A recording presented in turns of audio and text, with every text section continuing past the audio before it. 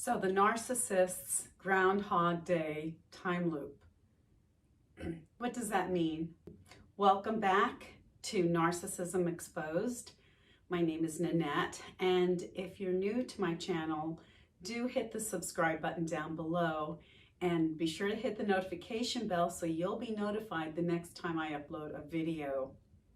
So there was this movie back in 1993, and the name of this movie was Groundhog Day, and it featured Bill Murray, one of my favorite actors. And in this movie, the storyline is that there's this very egotistical, selfish, self-centered news reporter who's being sent to this little Puxatawny, Pennsylvania town and is going to cover the Groundhog Day event there. And he definitely finds it beneath him. He goes there, he does a half-hearted effort, and then for some reason, some turn of events, the next day he wakes up and it's the same day, Groundhog Day, over again. And this repeats continuously, and then it shows the different things that he goes through. But the correlation here is the loop that the Groundhog Day character, Bill Murray, is going through every day. It's the same. He wakes up, this happens, that happens, this happens, this happens, that happens. Goes to bed, wakes up, and it's just one continuous loop. The correlation here is that is the life of a narcissist. They are constantly going through this same loop of events in their life. They have this set narrative that never changes. Only the names of the people change, of who they use and use as supply and manipulate and control. And then they'll move on to other people. And they usually have a big herd of people that are in the pasture there for them to use and manipulate. But they're in this loop of love bomb, then devalue, belittle, subject to manipulation and control, be mean to, and then do the love bombing again, which incidentally, love bombing or an apology to get you back, pull you back in, is nothing more than a hook. So we don't even want to call it an apology, because everything they do, everything they say is fake.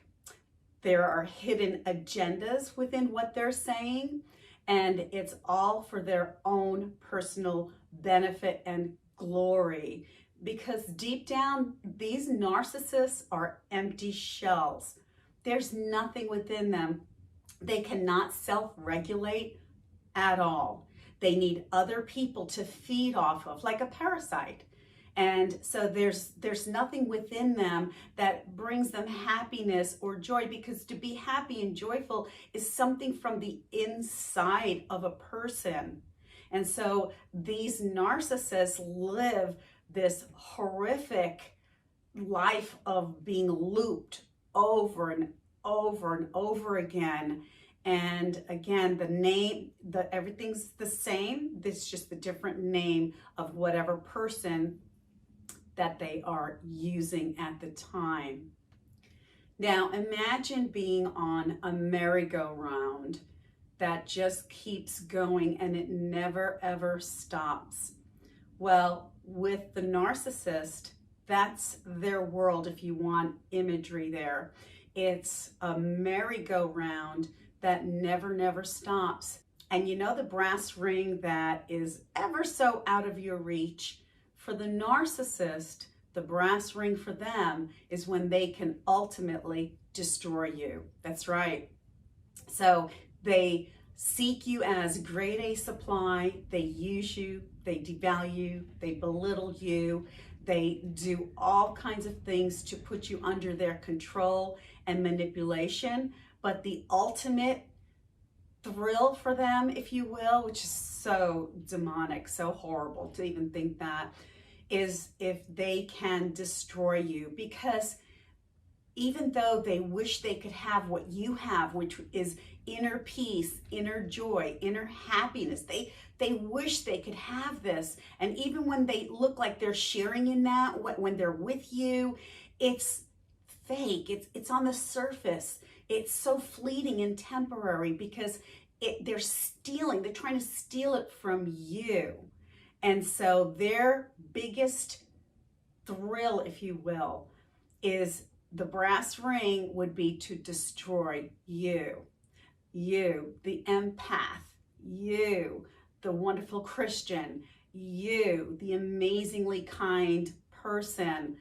They want to steal what you have, which is your peace, your joy, your happiness, your abundance. They want to steal from you, and then ultimately the kill would be to destroy you, whether that's complete mental breakdown, or completely broken, or completely have just mental disturbances that you are just afraid of everyone, you can't trust anyone, you're stuck in the loop with the narcissist, and you want so badly to get off of that merry-go-round, or for us, it's a horror-go-round, right? You desperately want to get off of that, but it's not going to happen, because the spider has already put its stinger in you, and you are paralyzed. You are stuck in that loop. For the narcissist, that's all they know. But for the empath, for us, this is just hell on earth for us.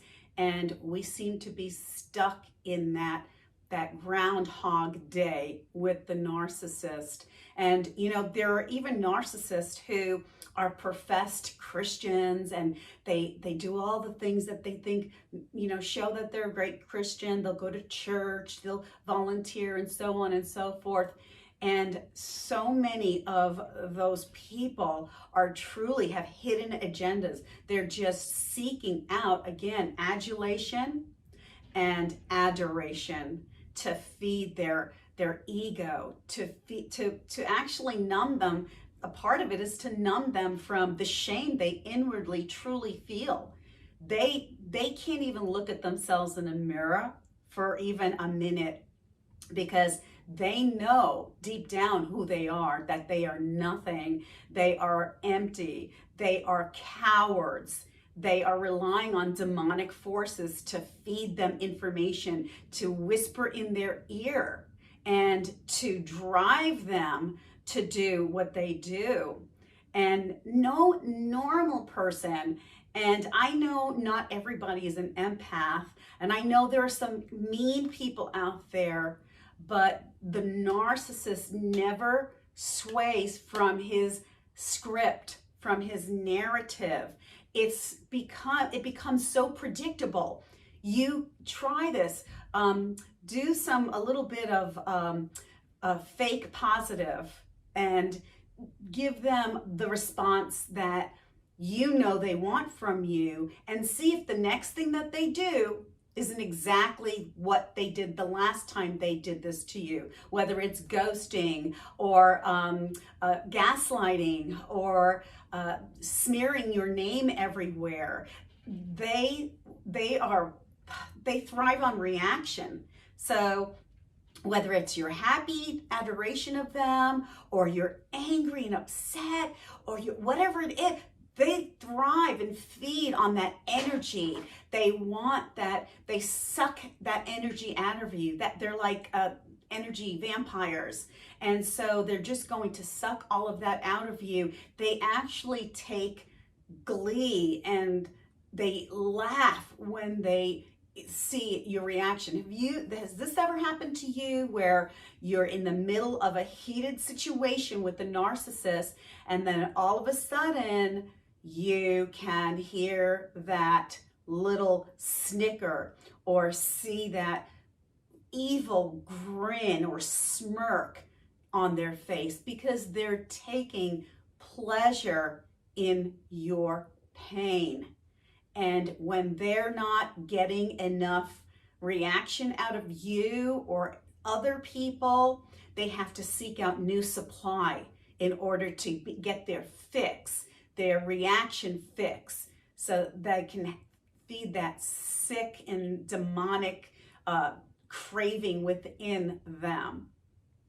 So my admonition to you is recognize the pattern, the horror go round, and that the brass ring for the narcissist is your destruction. When you see this and you understand this, you won't stick around for that, because you will know exactly what you're dealing with. And I gotta tell you this, if somebody shows you they can easily disrespect you, right, and do it over and over again in this sequential type pattern, that is how they truly feel about you. Know that.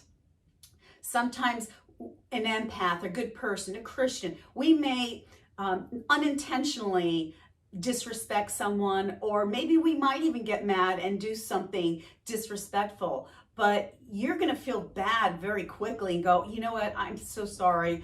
I wanted to hurt you, and I feel so bad that I did that. Or, wow, you know, I indirectly disrespected you, but I had no intentions of doing that. I do apologize. The narcissist will never truly apologize for the pain and the hurt that they cause you. And even if they say the words, hey, I apologize, it's fake. It is so fake, and it's just a hook to get you back. You need to start looking at this fake apology as a hook. It's just the worm with the hook on it. You don't want to get caught back onto that horror go round. You don't want to get stuck in Groundhog Day time loop with the narcissist. And every time that you get back onto that horror go ring with them, it gets harder and harder to get off. And their strategy to hurt you becomes more and more intense and more fierce. So there's a fantastic scripture in the Bible that I'm going to read to you. And this scripture is based off what I said a few minutes earlier, how you have some narcissists that say they're Christians and they do all these alleged good works, but the good works have evil intentions in them. It's for their own secret agenda. Now listen to Titus chapter 1, verse 6. Let me read it to you.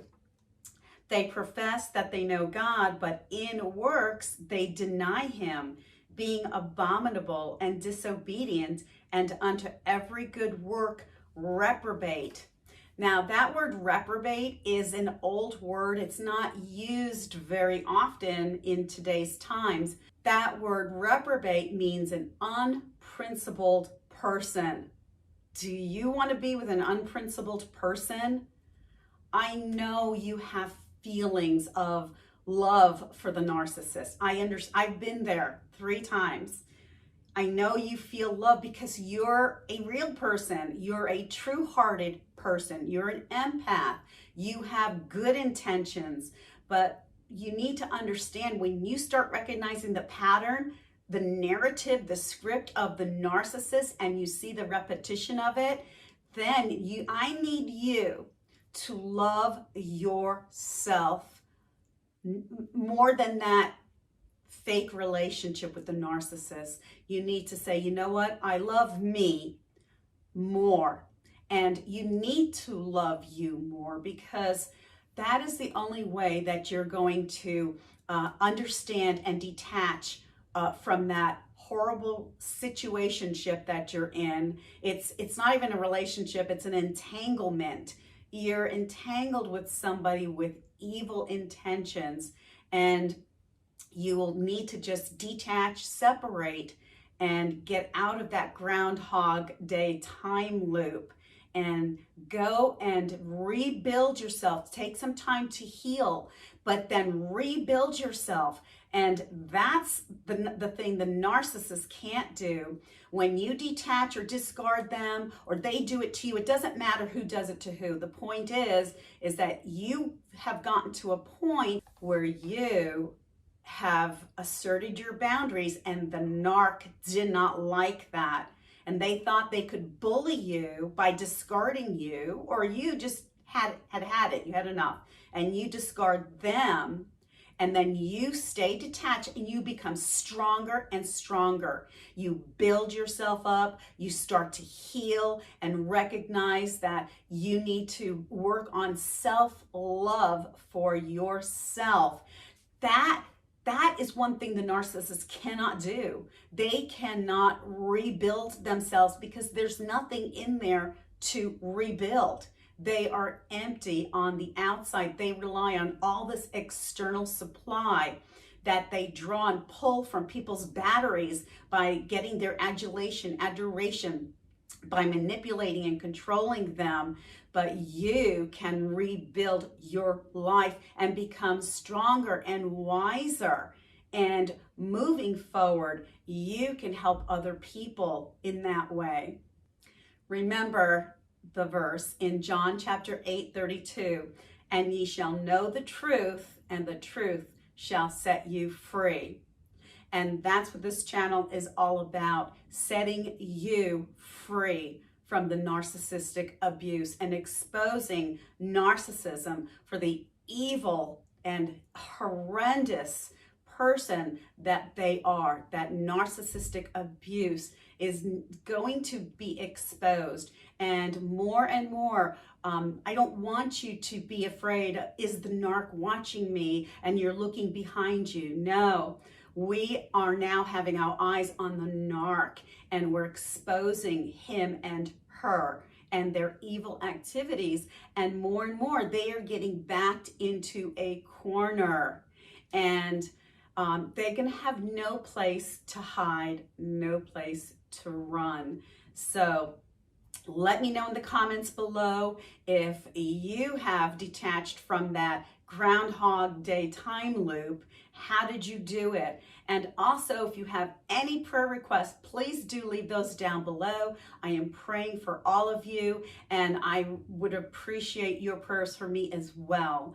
So if you haven't already subscribed, do hit the subscribe button and be sure to hit the notification bell. And also, if you liked this video, if you liked the information in this video, go ahead and hit the like button. That really helps to get this video out to more and more people so it can help them as well. And until next time, be blessed in your heart and walk in peace.